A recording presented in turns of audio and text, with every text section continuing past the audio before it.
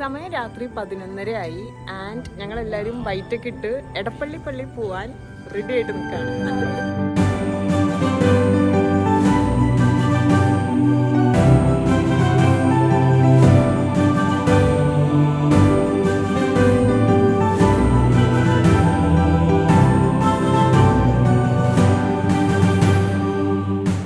അങ്ങനെ പുതിയ പള്ളിയിൽ കുർബാനയൊക്കെ കണ്ടിട്ട് ഞങ്ങൾ പഴയ പള്ളിയുടെ മുന്നിലേക്ക് പോയി.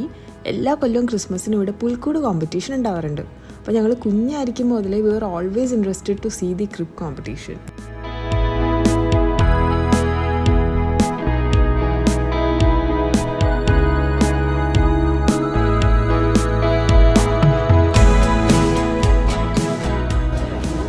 റേറ്റ് പുൽക്കൂട്. This is the best one.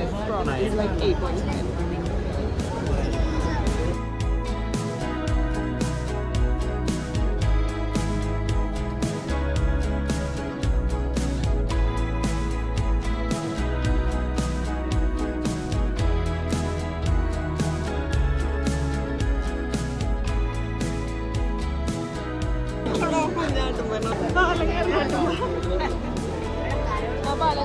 അല്ല ഈശോ ഇവിടെ ഈശോ ഉണ്ടായില്ലേ.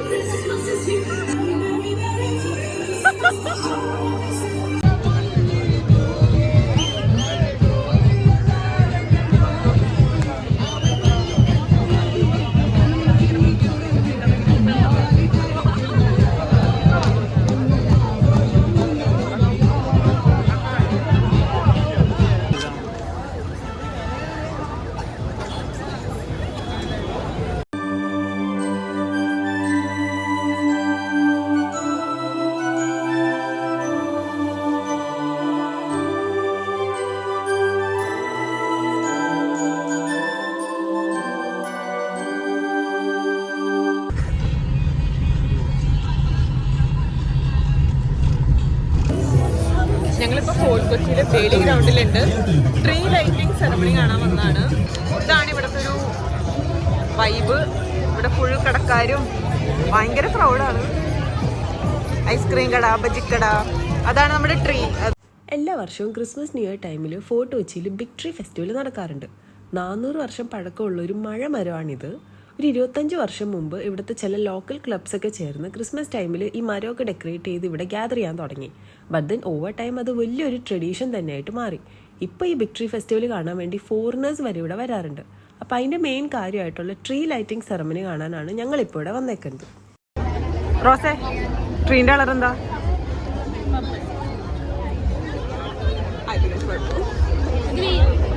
ഓഹോ, ഏഷ്യയിലെ തന്നെ ഏറ്റവും വലിയ നാച്ചുറൽ ക്രിസ്മസ് ട്രീ ഇന്നിവിടെ ഇനോഗ്രേറ്റ് ചെയ്യപ്പെടുകയാണ്.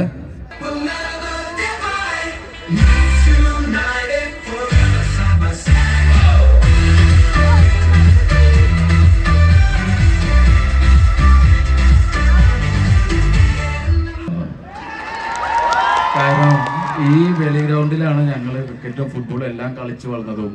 ഈ മരച്ചൂട്ടിലാണ് ഞങ്ങൾ കളി കഴിഞ്ഞിട്ട് റെസ്റ്റ് എടുക്കുന്നതും വെള്ളം കുടിക്കുന്നതും. ഈ മരച്ചൂട്ടിൽ നിന്നാണ് 8 ഓടിച്ച് ലൈസൻസ് കിട്ടുന്നത് പോലും. അതുകൊണ്ട് എനിക്ക് ഈ മരവും ഈ വെളിയും നമ്മുടെ കൊച്ചിക്കാർ ഒരിക്കലും മറക്കാൻ പറ്റില്ല.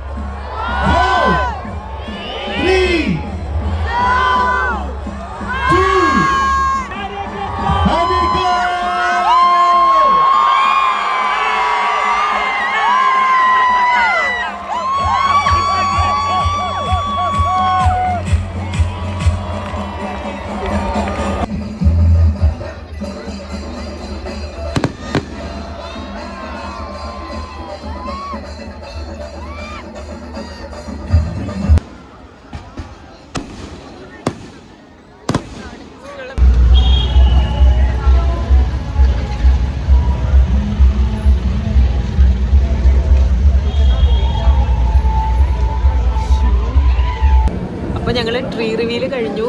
ഡിന്നർ കഴിക്കാൻ വേണ്ടി ഇവിടുത്തെ ഫേമസ് ആയിട്ടുള്ള സീകൾ ഹോട്ടലിലേക്ക് വന്നേക്കാണ്. ആൻഡ് ഇവിടെ ക്യൂ ആണ്. സോ ഞങ്ങളിവിടെ വെയിറ്റ് ചെയ്തുകൊണ്ടിരിക്കുകയാണ്.